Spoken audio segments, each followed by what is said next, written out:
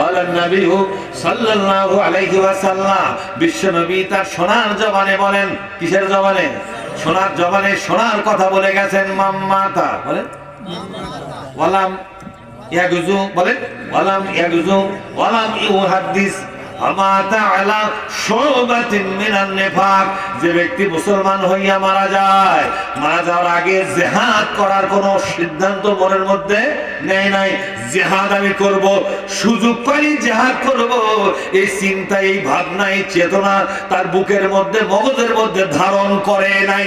ওয়ালাম ইয়াগজু, বলেন ইয়াগজু গাজওয়া থেকে, কার থেকে? গাজওয়া, গাজওয়া মানে যুদ্ধ। ওয়ালাম ইয়াগজু, মুসলমান না মরে যাচ্ছে, অথচ এই মুসলমানদের কলিজা ছিঁড়ে ফেলে পরীক্ষা করে দেখা গেল তার কলিজার মধ্যে জিহাদ করার কোনো আকাঙ্ক্ষা, কোনো নিয়ত ছিল না, আকাঙ্ক্ষা ছিল না, ওরকম মনের মধ্যে জিহাদ করবে এরকম কোনো সিদ্ধান্ত ছিল না। ওয়ালাম ইউহাদ্দিস, জিহাদের পক্ষে কোনদিন স্লোগান পর্যন্ত দেয় নাই। কি দেয় নাই? স্লোগান পর্যন্ত দেয় নাই। নবী আমার বলেন, সোনার নবী সোনার জবানে বলেন, ফামাতা আলা শুবাতিন মিনান নিফাক। নবীজি বলেন, লোকটা মারা যাবে, দুনিয়া জানবে মুসলমান, কিন্তু আল্লাহর খাতাত, মুনাফিকের খাতাত তার নাম পাশ হয়ে যাবে। কার খাতার নাম যাবে? মুনাফিক। ভালো মুসলমান, ভালো নামাজি, ভালো হাজি, ভালো রোজাদার, ভালো জিকিরকারী, ভালো দাড়ি আলা, ভালো টুপি আলা, ভালো পর্দা আলা, ভালো হালাল খাওয়া লোক, ভালো ভালো কথা বলা লোক, জিকিরে ফিকিরে চলা লোক, তাহাজ্জুদ পড়া লোক, সবগুলো আমল ঠিক আছে, কিন্তু অন্তরের মধ্যে জিহাদ করতে হবে এই চিন্তা, এই ভাবনা, এই সিদ্ধান্ত তার কলিজার মধ্যে নাই। বলছে জিহাদ আমি করবো না, ওগুলো আজারা ভেজারা কাম কে করবে? নবীজি বলেন, তুই বড় মুসল্লি, তুই বড় সুফি, তুই বড় দরবেশ, তুই বড় পীর, তুই বড় নামাজি, তুই বড় রোজাদার, তুই বড় হাজি, ওগুলো কোনো পরিচয় থাকবে না। মরণের পরে একটাই পরিচয় তোমার জন্য হবে, তুমি মিস্টার মুনাফিক। তুমি মিস্টার কি? সে বলে যাবে শুবাতিন মিনান নিফাক। নেফাক মানে মুনাফিকি। নেফাক মানে কি? নেফাক মুনাফিকি থেকে নেফাক। বুঝেন আমার কথা? মুনাফিক থেকে নেফাক, নেফাক থেকে মুনাফিক। নবী আমার বলেন, তারা মুনাফিক হয়ে মরে যাবে। এখন আপনাদের কাছে একটু হাত তুলে দেখতে চাই, মুনাফিক হয়ে মরতে রাজি আছেন কারা? আমি তার মধ্যে নাই। আমার পিছলেও হাত তুলবো না, যদি কেউ টাইয়া তোলে সুযোগ পেলি না আমার কথা, ঠিক না? এখন বলেন, মুনাফিকি ছেড়ে দিয়া খাঁটি মুসলমান হয়ে মরবে চান কারা? তার মধ্যে আমি একটা, এই কেউ দুধ দিল না, কি লাগার লোক জানা বাদ দেন।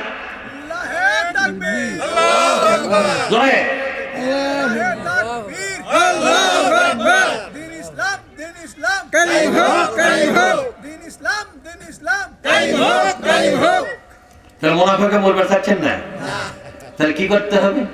দুগনা জিনিস দেওয়া লাগবে, কত না, মাত্র দুগনা বিষয়। কয়টা বিষয় ভাইজান? একটু হাত তোলেন তো। এক নম্বর বলেন, গাজওয়ার নিয়ত করতে হবে, জিহাদ করার শক্ত নিয়ত করতে হবে। কি করার? জিহাদ করার শক্ত নিয়ত করতে রাজি আছেন কারা? এক হাত তোলেন। ওই আল্লাহ দেখান, আমাকে লয়, কাক দেখান? বলেন আল্লাহ, আমরা মুনাফিক হবো না, বলে আমরা জিহাদ করবো। কণ্ঠ কায়েন না, বলতে দান্ডা কার? বলুন। এবার আল্লাহর নিয়ামত, এই নিয়ামতের শুকরিয়া করা লাগবে কিনা? যখন লাগবে কিনা? সুম্মা লাতুসআলুন্না, বলেন সুম্মা লাতুসআলুন্না ইয়াওমা ইযিন আনিন নাঈম। ও বান্দা, তোমাকে যে নিয়ামত দিয়েছিলাম রে বান্দা, যেমন একটা নিয়ামত হলো আমি গান বলতে পারি। এবার আল্লাহ বলবেন, ওরে শিল্পী, ওরে শিল্পী, তোমাকে কণ্ঠ দিয়েছিলাম গানের, বলো বলো তোমার কণ্ঠ দিয়া আল্লাহর হামদ এবং নবীর নাত, অর্থাৎ আল্লাহর প্রশংসা, নবীর নাত, কোরআনের পক্ষে তুমি গান বলেছো, নাকি যৌবনের মানে যৌবনের তাণ্ডব ছড়াবার গান বলেছো? ঠিক না? তুমি কোন গান বলেছ?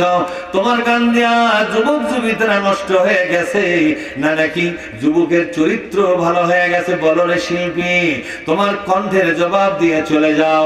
যার রাগ বেশি তাকে বলা হবে তোমার এতই রাগ। বলো বলো রে রাগালা মানুষ, এ রাগ কি তোমার বাবার দান? বলে না। এ রাগ কি তোমার মায়ের দান? বলে না। তোমার বাবা মা যখন তারা বিনোদন করতেছিল তখন কি রাগটা তোমার মধ্যে ঢুকে দিয়েছিল নাকি? বল না। তোমার মধ্যে যে রাগ আছে এটা একটা নিয়ামত, সঠিক পথে ব্যবহার করলে রাগ দিয়ে উপকার আছে না নাই? বলো রে বান্দা, রাগালা বান্দা, আল্লাহর জমিনে আল্লাহর দিন কায়েম করতে গিয়া বিভিন্ন সময় আমার দুর্বল বান্দারা যাদের কলিজা ভরা ভয় থাকে, সব সময় রাগ নাই, কিছু মানুষ আছে না নাই বাজান? এই মানুষগুলোর পাশে তুমি রাগালা মানুষটা যখন দাঁড়িয়ে যেতে, তোমার রাগের কণ্ঠ যখন জানাতে, তখন কাফের বেঈমান দুশমনরা কিছুটা হুমকির মধ্যে ফেলে যেত, কিছুটা দমন হতো কিনা জোরে কোন? তোমার রাগ দেখালে বউকে, তোমার রাগ দেখালে তোমার চাকরকে, তোমার রাগ দেখালে তোমার সন্তানকে, তোমার রাগ দেখে দেখে দোকানদারি করলে, তোমার ভেতরকার রাগ দেখে তুমি বহু সুবিধা আদায় করেছো, ঠিক না বেঠি? তোমার ভয়ে তোমার বউ দিনের মধ্যে 4 বার করে তোমার খেদমত করে, তোমার রাগ বেশি, ঠিক না? তোমার রাগের ভয়ে তোমার সন্তানরা সোজা পথে চলেছে, তোমার রাগের ভয়ে তোমার দোকানের খরিদ্দার ঠিক মতো টাকা পরিশোধ করেছে। বলো রে বান্দা, বলো বলো, তোমার রাগ দিয়ে আমার ইসলামের কোন উপকার করেছো কিনা? তোমার রাগ দিয়া আমার দুর্বল বান্দাদের পাশে একটু দাঁড়ালে কিনা? ঠিক না জোরে কোন? ইন্নাল্লাহা ইউহিব্বুল লাযিনা ইউকাতিলুনা ফি সাবিলিহি সাফা কাআন্নাহুম বুনিয়ানুম মারসুস। ও বন্ধুরে, কোরআন যখন পাখা খুলে দেয়, কোরআন যখন তার পাখা বিছায়া দেয়, আলোচনা চলতে থাকে, একের পর এক কোরআনের সাগরে আমরা ডুবে যেতে থাকি, ঠিক না ভাই? ঠিক। আল্লাহ বলছেন, ও রাগালা মানুষ, ও রাগালা মানুষ, তুমি আমার দুর্বল বান্দাদের পাশে থাকতে কেন পারলে না? বরং তোমার দায়িত্ব ছিল তুমি এই রাগ দিয়ে আমাকে পেতে, আমার ভালোবাসা পেতে, আমাকে জয় করতে পারতে। আল্লাহকে জয় করা রাগালা মানুষের জন্য সহজ না কঠিন? যারা বলেন সহজ না কঠিন? রাগও কিন্তু একটা নিয়ামত, যেরকম, ঠিক না ভাই? ঠিক। আবার নরম পায় কিছু লোক আছে না নাই? যেরকম এই নরম করে কথা বলে, মিষ্টি করে কথা বলে, এগুলোও কিন্তু আল্লাহর একটা নিয়ামত। এক একটা সময় এক একটা নিয়ামত কাজে লাগে। বন্ধুরা, আল্লাহ বলছেন, ও বান্দা, যারা নরম মানুষ, যারা গরম মানুষ, দুই দল মানুষ একত্র হইয়া নরম মানুষটার সাথে গরম মানুষটা যখন যোগ হবে, তখন নরম মানুষটা একটু সাহস বেশি পাবে কিনা? যেরকম যখন বেশি পাবে কিনা? আল্লাহ পাক বলছেন, বান্দারে, তোমরা সবাই মিলে একত্র হইয়া আমার কোরআনের সমাজ নির্মাণের জন্য যদি ময়দানে ঐক্যবদ্ধ ভাবে সীসা ঢালা প্রাচীরের মতো একতাবদ্ধ হইয়া হকের পথে, ইসলাম কায়েমের পথে আন্দোলন সংগ্রাম করতে, আমি আল্লাহর ভালোবাসা আদায় করতে পারতে। কিন্তু রাগ দিয়েছিলাম আমাকে জয় করার জন্য, তা তুমি করতে পারলে না। ও নরম মানুষটা, তোমার মধ্যে নরম স্বভাবটা আমি দিয়েছিলাম আমাকে পাওয়ার জন্য, কথা ঠিক না? তুমি ব্যবসার কাছে নরম ব্যবহার লাগালে ব্যবসায়ী সফল, পরিবারের কাছে নরম করে কথা বলো, পরিবারের কাছে তুমি সফল, গ্রামের মানুষের কাছে সফল, মেম্বারি করলে, চেয়ারম্যানি করলে সবাই তোমার ভোট দেয় যে নরম মানুষ, খুব ভালো মানুষ। কিন্তু নরম গুণটা আমার কোরআনের জন্য কেন খরচ করলে না? এইভাবে প্রত্যেকটা মানুষের মধ্যে যে নিয়ামত গুলো দিয়েছি, আপ টু বটম, প্রথম থেকে শেষ পর্যন্ত যত নিয়ামত আপনি পেয়েছেন, প্রত্যেকটা নিয়ামতের জবাবদিহি করা লাগবে কিনা? আল্লাহ বললেন, সুম্মালা তুসআলুনা, অবশ্যই অবশ্যই তোমাকে জিজ্ঞাসাবাদ করা হবে। ইয়াউমাইযিন, সেই পরকালের ময়দানে, বিচারের দিনে তোমাকে কাঠগড়ার মধ্যে দাঁড়িয়ে বলা হবে, বলো বলো আল্লাহর বান্দারে, বলো বলো, আমি যে নিয়ামতগুলো তোমার হাতে দিলাম, ওই নিয়ামতটা দিয়া আমার কোরআনের পক্ষে কোনো অবদান আছে কিনা?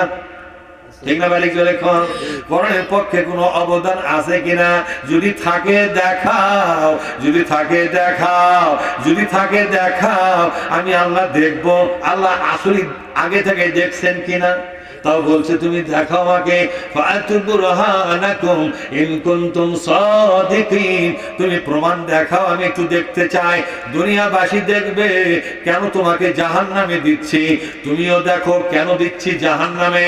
দুনিয়ার মানুষও দেখবে আমি অবিচার করি নাই, যখন ঠিক না ঠিক, আমি যে আল্লাহ সুবিচারক, আমি যে ন্যায় বিচারক তার প্রমাণ করে দেব, তুমি দেখাও কেমনে যাও রে জাহান্নামে, কেমনে যাও রে জান্নাতে, কোন কারণে জান্নাত দিলাম আর কোন কারণে জাহান্নাম দিলাম, তুমি দুনিয়াবাসীকে দেখাও, তাহলে নিজেই বুঝতে পারবে। পারবে কিনা জোরে কোন?